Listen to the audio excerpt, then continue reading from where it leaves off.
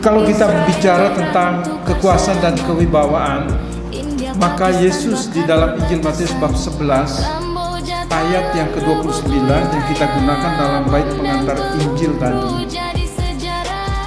itu spirit kepemimpinan yang diharapkan oleh Yesus, lemah lembut, rendah hati.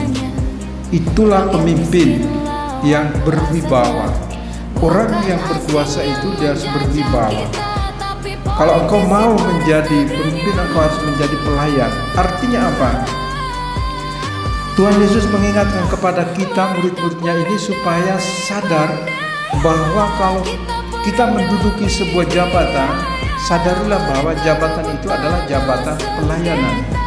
Maka Anda diharapkan, kita semua diharapkan untuk melayani dengan hati, dengan lemah lembut, dengan rendah hati.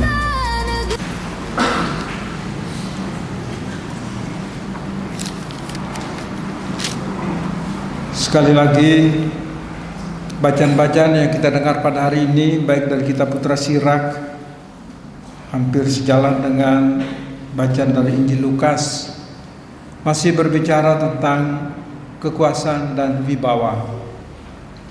Kekuasaan dan wibawa.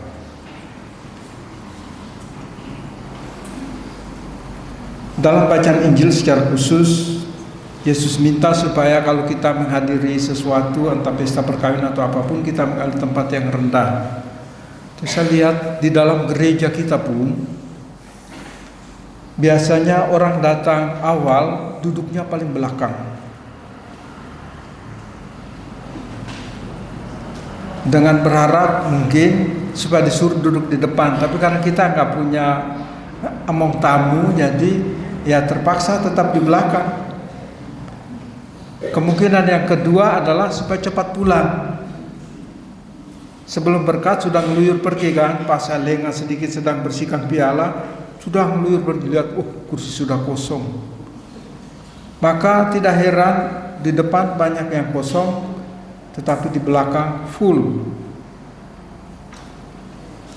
Saya tidak tahu apakah itu yang dimaksudkan oleh Yesus yang sedang Anda praktekkan dalam kehidupan menggereja, atau memang sengaja nggak mau duduk di depan gitu ya. Kalau kita bicara tentang kekuasaan dan kewibawaan, maka Yesus di dalam Injil Matius bab 11 ayat yang ke-29 yang kita gunakan dalam bait pengantar Injil tadi,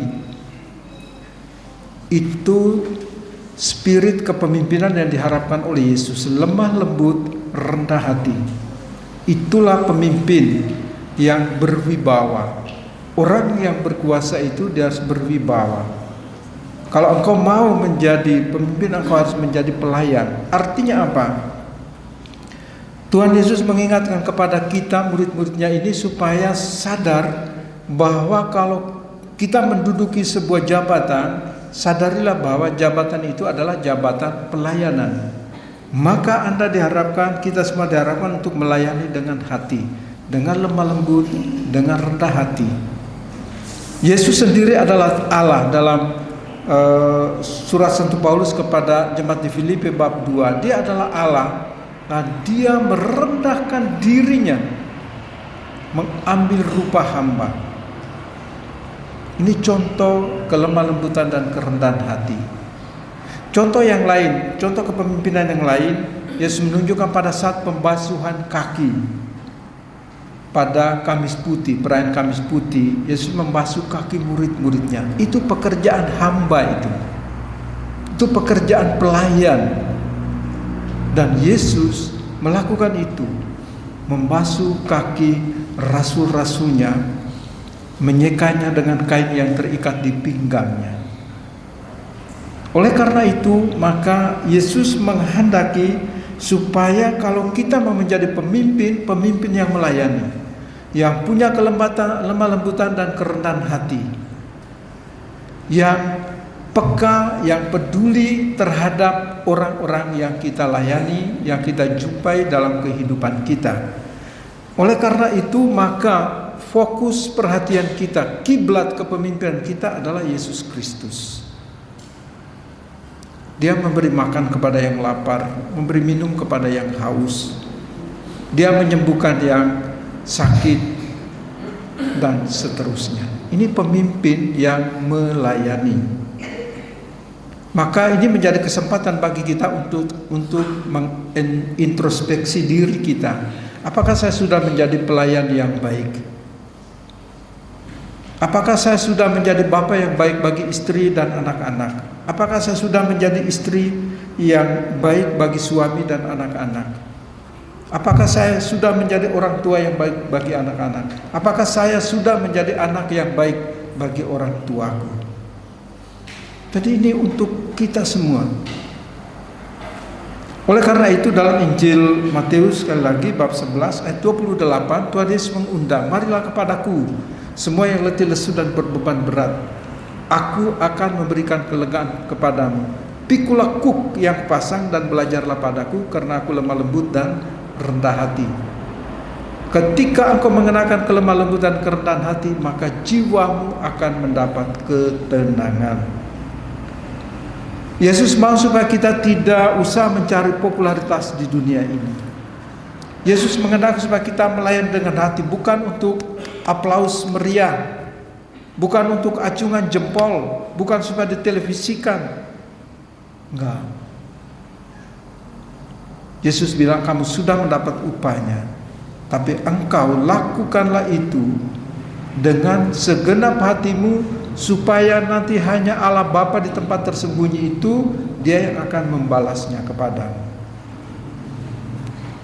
Kalau engkau buat sesuatu hanya untuk tepukan tangan meriah, hanya untuk mendapat acungan jempol dan pujian, engkau sudah mendapat upahmu di dunia ini, tapi di sana nol.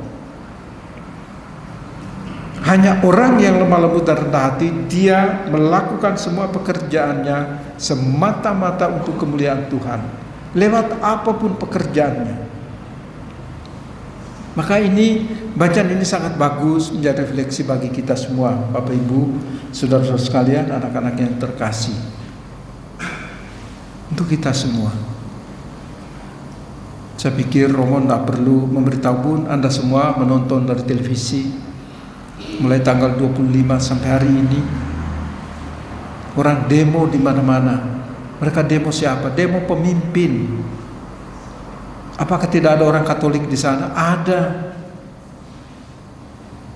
Siapa yang berani untuk turun dari singgasananya untuk berdialog, baik dengan pelajar, mahasiswa maupun dengan rakyat?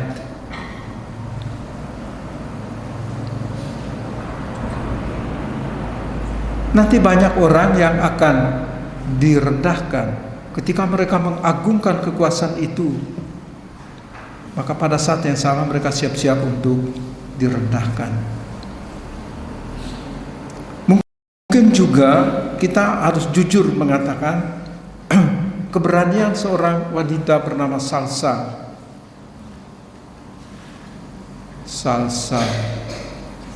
ada nama sambungannya, Sinaga kalau nggak salah, itu orang Batak itu.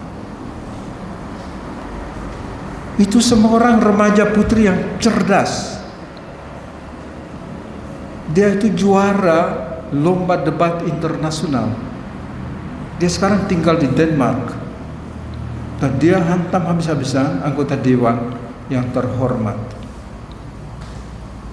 Dia bisa gulingkan Ahmad Saroni.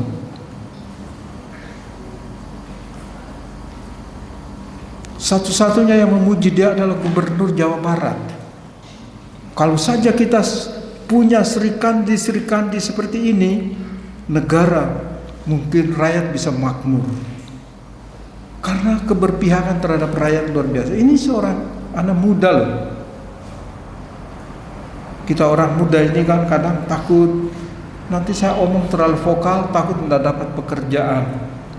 Kalau mereka yang sudah di dalam, kalau saya menolak yang jahat, terus nanti saya dibilang so saleh, so suci, saya takutlah nanti golonganku tidak naik dan sebagainya. Ketakutan ini yang menghantui kita. Ini bukan tipe pemimpin yang dikehendaki oleh Tuhan Yesus. Ini tipe pemimpin bumi ini. Orang demo di mana-mana. Tadi saya antar Romo Niko ke Rumah Sakit Elizabeth. juga demo di Purwokerto, demo di Cilacap. Ini bentuk kekecewaan baik masyarakat maupun pelajar dan mahasiswa terhadap siapa? Terhadap para pemimpin, apapun itu, entah DPR, entah polisi, atau siapapun, tapi mereka semua yang pemimpin ini tidak memberi tidak menjawab kebutuhan masyarakat. Itu yang didemo oleh masyarakatnya sendiri. Sayang sekali, bukan? Ada korban.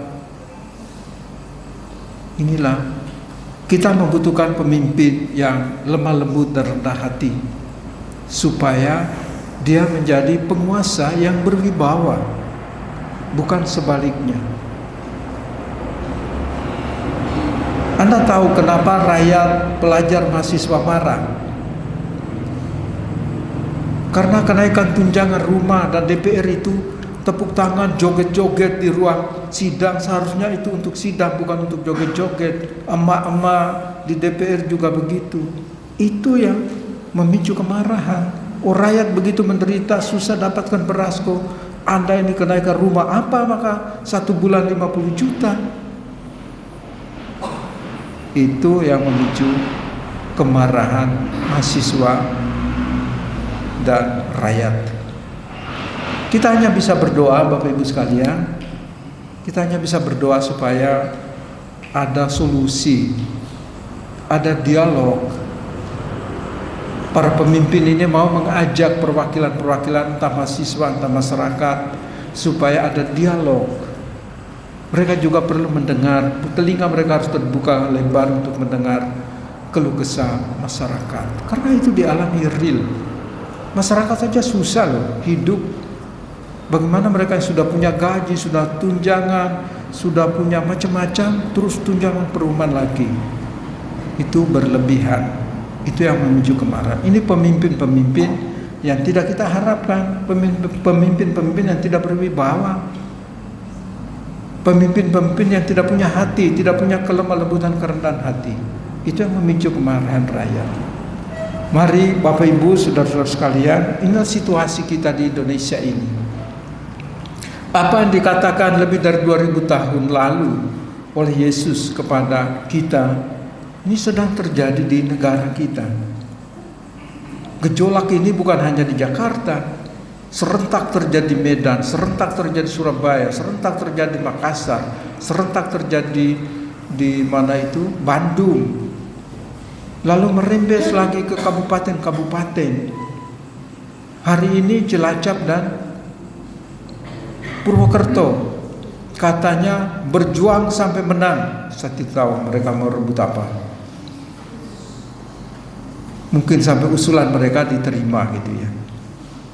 Tapi itulah Bapak Ibu sekalian, itu situasi negara kita. Kita berdoa supaya jangan sampai ada chaos, jangan sampai ada kekacauan, jangan sampai peristiwa Mei 98 terulang lagi. Kita tidak mengharapkan itu, apapun kondisi dan keadaan kita. Kita berharap supaya, kita berdoa dan berharap supaya tangan Tuhan juga terulur untuk melindungi, menjaga bangsa dan negara kita, supaya kita hidup kondusif, aman, damai seperti sedia kala.